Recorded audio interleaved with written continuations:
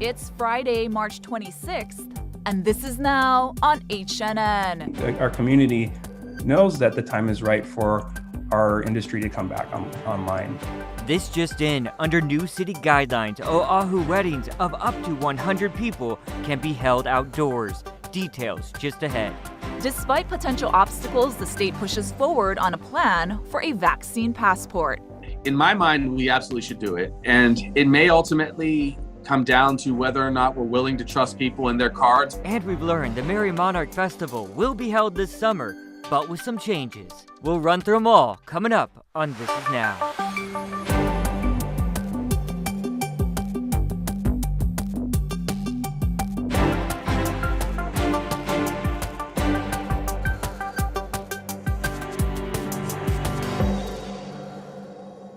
Topping the news today at noon, weddings on Oahu held outside and supervised by an event planning professional can now have up to 100 people. The city just made this announcement a short time ago. The news is expected to be a big boost for the wedding industry, which has effectively been shut down for the last year. So that still doesn't mean that we're going to be able to have big indoor weddings yet, and that's something that we're still going to be needing to push forward. As of course, when we get into tier 4, we're going to be able to do indoor receptions and things. But there's a few things that we're still needing clarification on. What this looks like for everything. But all in all, we're very grateful and we're very excited to have this be our big first step to being able to reopen. Mayor Rick Blangiardi had asked the governor to ease restrictions on weddings, citing ongoing vaccination efforts and safety protocols that are in place for other large events that are allowed. The new wedding rules go into effect immediately. Those rules include seating is limited to 10 per table. Dancing is allowed, but with capacity restrictions. Weddings must be supervised, again, by an event planning professional. Everyone needs to wear a face mask. Temperature checks are required, and contact tracing data for guests is required. We'll have much more on this story coming up on later editions of HNN and on our HNN digital platforms. Hey everyone, happy Aloha Friday. Thank you so much for watching This Is Now. We don't have those numbers, those coronavirus numbers from the State Department of Health just yet, but when we do, we'll put those on our HNN digital platforms. In the meantime, let's switch gears to another story making headlines. A babysitter is charged with murder in Las Vegas for allegedly killing a 5-year-old boy with ties to Hawaii. A GoFundMe page says the family is originally from Maui and recently moved to Las Vegas. Vanessa Murphy from our Vegas sister station, 8 News Now, has more on this heartbreaking story, and we want to warn you the details in this report are very disturbing. This is 5-year-old Ryan James Peralto. His father sent this video and these photos to the I-Team. An arrest report describes some of the final moments of the boy's life. 22-year-old Lauren Courtney faces charges for first-degree murder and child abuse. According to this report, Courtney told police she babysat for Ryan and his 7-year-old sister since August. Ryan's father had installed cameras in his home after his daughter said Courtney hurt Ryan. While at work, he received a call from Courtney that Ryan wasn't doing well and he was coughing up blood. Ryan's dad returned home to find his son unresponsive on the couch. Those cameras, a key piece of evidence. Detectives called the footage horrendous and say Courtney is seen dragging Ryan while he was limp, kicking him in the head, dropping him so his head hit the bathroom floor, punching him in the face, and dragging him into the shower. The report states she turns the water on as Ryan cries and moans in pain. Once his dad comes home, Courtney leaves. Her boyfriend telling police she even picked up McDonald's on the way home. Police say when they interviewed Courtney and told her Ryan might not survive, she expressed no emotion. The report says the beating left the previously healthy boy neurologically devastated with internal injuries. The next day, Ryan died. Courtney is here at the Clark County Detention Center. Her next court date is set for May. On Tuesday, we first reported on 2 GoFundMe accounts for Ryan's family. Viewers have been reaching out, helping those funds to just about reach their goals. Vanessa Murphy, 8 News Now. Remember Lori Vallow, who made national headlines after being arrested on Kauai? Well, there's new details on the mysterious deaths of Vallow's former husband, Joe, and her current husband, Chad Daybell's former wife, Tammy. Insiders are speaking out exclusively to Dateline NBC about the Idaho couple charged following the death of Lori's children, JJ and Tylee. Here's Keith Morrison. This is Tammy's only sister, Samantha, and Samantha's husband, Jason. I got a phone call from Chad and telling me that she had passed away in her sleep. How do you process something like that? You don't. I mean, like, there's just so many thoughts running through your head. And a lot of it was like, no, that didn't happen. What did Chad say happened? That she'd been sick and had a coughing fit and passed away. Tammy Daybell was just 49 years old, slim and fit. As far as Sam knew, perfectly healthy.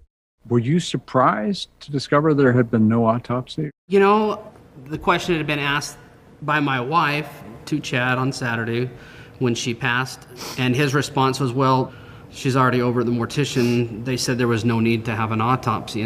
The case of Lori Vallow and Chad Daybell and the children JJ and Tylee is a little bit like a rabbit hole. You may have heard our podcast, Mommy Doomsday. You may have seen other broadcasts we've done on Dateline about this story. But we are deep in that rabbit hole now and digging. And you need to know what's down there. Tonight on Dateline. You can watch this Dateline special, Mommy Doomsday, right here on KHNL tonight at 8. The state's PreClear program is set to expand today. Howard Dykes has those details. While we are getting more visitors from the mainland, Japanese visitor traffic is still just 1% of what it was pre-COVID. But that could change. Starting today, Japan Airlines is extending pre-clearance to all guests out of Tokyo Haneda Airport. PreClear lets flyers confirm compliance with the Safe Travels program before flying so they can bypass mandatory airport screenings after they get here. To qualify for pre-cleared arrival into Hawaii, travelers have to complete the following prior to departure. First, create a Safe Travels account for every adult, adding minors to one of the adult itineraries. Second, add the flight and lodging information to the account. Third, complete the mandatory health questionnaire. PDF upload negative test results for every adult and minor 5 years and older. We're told it's wise to bring a printed copy of this and test results to the airport. The COVID test must be from a trusted testing and travel partner and taken not more than 72 hours prior to departure. Travelers meeting Hawaii's testing requirements are exempt from quarantine and get a PreClear wristband from airline agents who verify the documents before boarding. And then, once they get here, travelers can bypass airport screening lines. I'm Howard Dykes for This Is Now. Back to you. Thanks, Howard. Keep in mind, existing travel restrictions in Japan, including the ban on all foreign travelers, will remain in place. Also remember, returning residents to Japan are required to self-quarantine for 14 days still, so that could deter them from visiting the Aloha State in the first place. The start of a vaccine passport program might take longer than expected, but state officials say they're committed to the idea. Sammy Selena has much more on that. Leaders are looking into implementing a vaccine passport program here in Hawaii. That's what Department of Health Director Libby Char was saying in today's House and Senate briefing. Would that then allow us to travel locally? At least the local residents would have a means of saying, yes, I've been vaccinated, and to validate that. Would that allow us to allow people to be exempt from having to do the pre-travel testing and quarantining and all of that? The state is talking to companies to make this happen, but eventually there could be a program through TSA. The governor is in discussion with the feds about that. The big issue is how to verify vaccinations. Well, in my mind, we absolutely should do it. And it may ultimately come down to whether or not we're willing to trust people and their cards, which I do. We will do some, if that's the case, some auditing to make sure that people are being honest. There would be penalties if people falsified their card. A concept like this is not new. In some countries, you need to show vaccination against yellow fever before you arrive. A travel expert sees a vaccine passport implemented all over the world. I think that I believe personally before the end of the year that all international flights will be required. But I think at some point it will come. There's a lot of optimism and there's a lot of work going into that. So much about vaccine passports for travel is still up in the air. Sammy Solina, Hawaii News Now. The health department is also investigating 3 clusters linked to hotels. There have been a total of 15 cases so far among hotel workers. No visitors were infected. Officials tell us transmission may be linked to people not wearing masks while socializing. Tonight, Hawaii News Now looks to the future. Thought leaders discuss solutions to problems posed by the pandemic and how we can make things better in the years ahead. Here's a preview. What we've seen, whether it's in business or government or any other facet of life, is an enormous reboot has been initiated. And the question is, are we going to just go ahead and reinstall the same software we were running before? And I think that I'm afraid that we will squander this opportunity that we've all had to pause and reflect and analyze. When we were struggling at the darkest days of the pandemic with 500 people coming in every day, we were looking at other opportunities and other ways to take advantage of the remote work revolution, or agriculture as a sustainable future, or agritourism, not just sustainable tourism, but regenerative tourism. And my fear is, now that we're seeing this rebound, and in fact even greater numbers than we did before, that we're just going to go back to kind of craving those empty calories rather than thinking of ways that we could still bring in that wonderful resource of visitors, but perhaps increase the quality and change the nature of them so that they are more supportive and more helpful for our local community. Are we doing enough to shape the future today? And how do we motivate people to change their habits? Tonight, our coronavirus panelists tackle those questions. That's at 6:30 p.m. on KGMB, K5, and all our digital platforms. The U.S. is still seeing about 1,000 COVID deaths per day, and more variants are circulating. Skylar Henry has the latest developments from the mainland. It's clear there is a case for optimism, but there is not a case for relaxation. With states from coast to coast beginning to expand vaccine eligibility, public health officials are warning the coronavirus pandemic is far from over. The 7-day average of deaths continues to hover at 1,000 deaths per day. I remain deeply concerned about this trajectory. Beginning next week, adults of all ages in Texas and Oklahoma will be able to get a shot. California will soon open up its program to those as young as 16. In just a few weeks, there'll be no rules, no limitations. The speedier rollout comes as President Biden announced a new goal to administer 200 million doses by his 100th day in office. We're also continuing to bring more federally run mass vaccination centers online in Boston, Massachusetts, Norfolk, Virginia, and Newark, New Jersey. Some county health officials remain concerned about whether supply will be able to keep up with demand. We have the capacity to vaccinate over 200,000 people a week in our county, and we're doing probably a third of that. 1 year into the fight, it's still unclear how the pandemic started, but former CDC Director Robert Redfield is pointing to China. I still think the most likely etiology of this pathogen in Wuhan was from a laboratory, escaped. He was giving an opinion as to a possibility. But again, there are other alternatives, others that most people hold by. The World Health Organization is expected to release a full report soon about its findings. Skylar Henry, CBS News, Washington.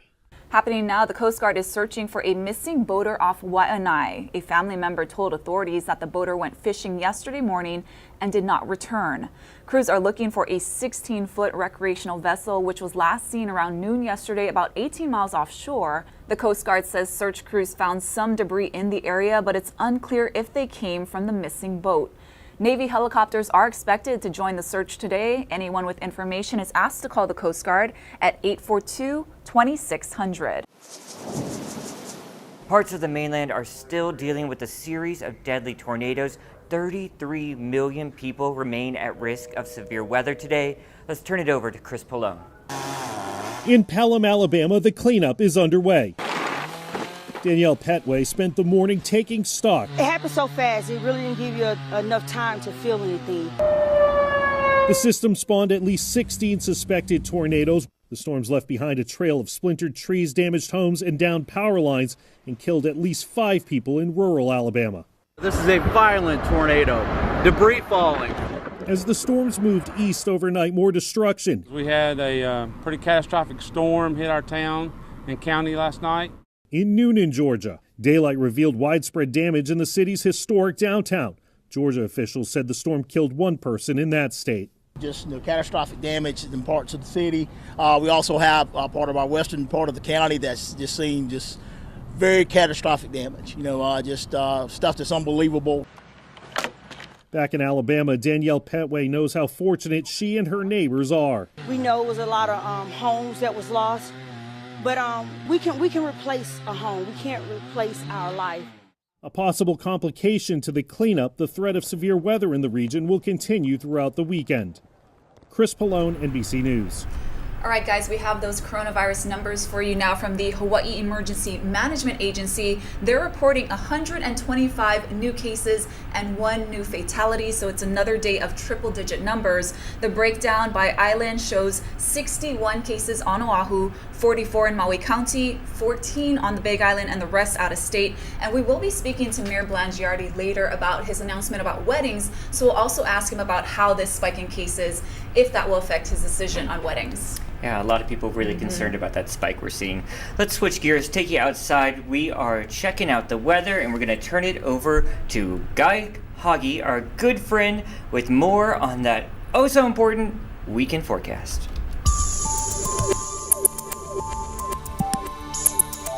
How's it on this Friday? We're going to go back to the best weather on the planet pretty soon for the entire state. Although for today, that disturbance that brought so much rain to parts of Kauai and Oahu over the last couple of days will be lingering around Kauai. So for the Garden Island, they could still see some heavy downpours, maybe some spotty thunderstorms, while the rest of the state will see, if anything, a few windward and Mauka showers. Now, the trade winds will be getting stronger today. They're not here just yet. Still relatively light winds, so we might get some cloud buildups. But by this afternoon, trade winds should come back in and make things pretty nice. So all in all, a beautiful day today, save for a few showers for Kauai. We're going to see that UV index very high today because of all the sunshine. And there's just a small craft advisory for the east end of the state.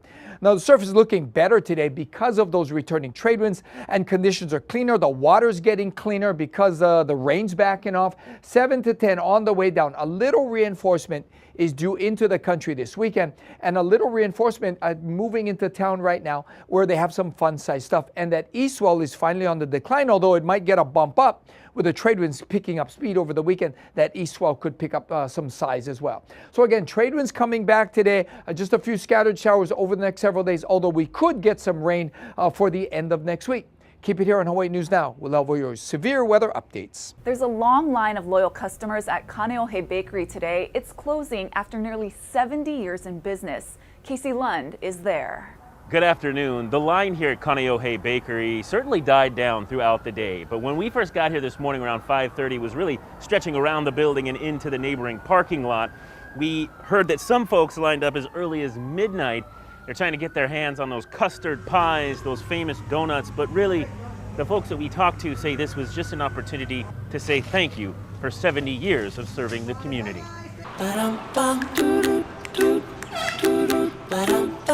Good morning. How are you? Tell us where you came from this morning. I drove all the way from Makaha. Makaha. But you're originally from the windward side, yeah? Kaneohe. I raised just eating Kauai Bakeries. Our family favorite is the custard pie. It's actually my girlfriend's favorite place. She's from Kaneohe and she's been going here for her whole life. What did you come up here looking for with the fam? So, my mom made me wake up at 4 in the morning. Oh. Made my auntie wake up. It's too early. Too early, but will it be worth it? And what are you hoping to get when you get inside? I'm hoping to get some custard pie and some donuts and some malasadas. I got it. Thank you. And I've been coming like every week on Friday because they only do the eclairs on Friday. They sell out 7:30 the last time. This one we're hoping they don't, but they're limiting 3 pies to a person. We're looking for the chocolate banana cake. They're out of a lot of things. They're pretty wiped out now, but we'll be happy to get our hands on whatever's left. But I'm hoping they see the loyalty and then how many people really love their stuff and how far we're willing to drive to come and get it. While many people were hoping that the owners would change their mind, we're hearing that they have decided that they're going to actually call it quits at the end of this month. They're looking forward to retirement, but they say it's been an honor to serve the Windward community for so long. Reporting in Kaneohe, I'm Casey Lund. Now back to you. And I believe Love's Bakery's coming up on its end too, right? Thank you to Casey for bringing snacks back too. Yeah. Well, let's talk Merry Monarch because we have some good news there. Yeah, so the Merry Monarch Festival announced today that the iconic Hilo event will be held this summer. There will be no live audience, but all performances will take place at the Edith Kanakaole Stadium in Hilo on June 24th, 25th, and 26th. And then it will be broadcast on K5 the following week on July 1st, 2nd, and 3rd. Now, organizers say all halal participants, staff, and production crews will follow strict COVID-19 guidelines, including testing, quarantining, and daily screenings. All right, guys, we always talk about Disney Plus, and if you don't have it, I'm sorry to tell you, it's gonna cost you a little more. Yep, they're raising their prices to $7.99 a month. It doesn't sound like much, but all my streaming services are adding up big time. And I saw you download Paramount Plus yesterday, so you have a new bill. Yes, this is the first time Disney Plus raised its prices since 2019. So you'll have to pay a little bit more for that. I feel like it's really soon for a price hike. They only just launched. I agree. Well, Paramount Plus, if you remember, we were talking about it, they offered like half off in the beginning, but now you're paying full price. Yeah.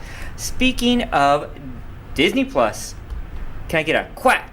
Quack, quack. Yep, Emilio Estevez returns as hockey coach Gordon Bombay in Disney's The Mighty Ducks Game Changers. The new series, it's a series, not a movie. I didn't realize that, is based on the movie and will stream on Disney Plus. And that debuts today. Very cool. What'd you find, That Ash? was a great movie back in Yeah, the day. it was.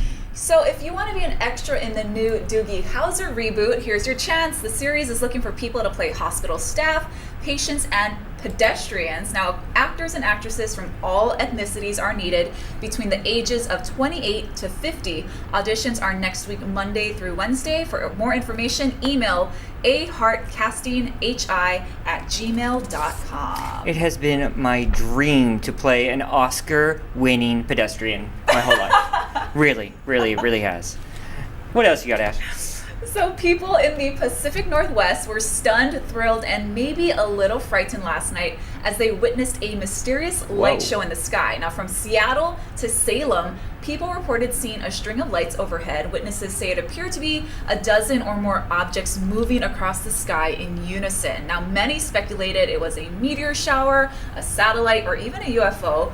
What the objects actually are has not been confirmed, but the National Weather Service says it was likely debris from a SpaceX Falcon 9 rocket that did not have a successful deorbit burn. I have to say, it looks so similar to that rocket burn re-entry that happened here in the winter that I witnessed. It looks very, very similar. I hadn't seen this video, so I'm a little surprised at that. It's beautiful. Yeah. But it's just space trash, probably. It is, and there's a big problem with that up there. All right, I think we have time for one more story. Yes, so a Vincent van Gogh painting of a Paris street scene fetched more than $16 million at an auction yesterday, only to be put back under the hammer and sell for a lower amount. So this is what happened. Sotheby's said there was a glitch with its online bidding system during the first sale, which was held in a private collection for more than a century. But the second time around, the painting went for about $15.5 million. So the auction took place in Paris with bidding online or by phone from Paris, New York, and Hong Kong. Pretty painting. Pretty cool. Yeah. All right, guys. TGIF. Happy Aloha Friday. It's here. The weekend is upon us. We'll see you back here on Monday. Ashley actually has the day off, so Mark will be in for her, and we'll be having some fun right here at This Is Now. We'll see you then. See ya.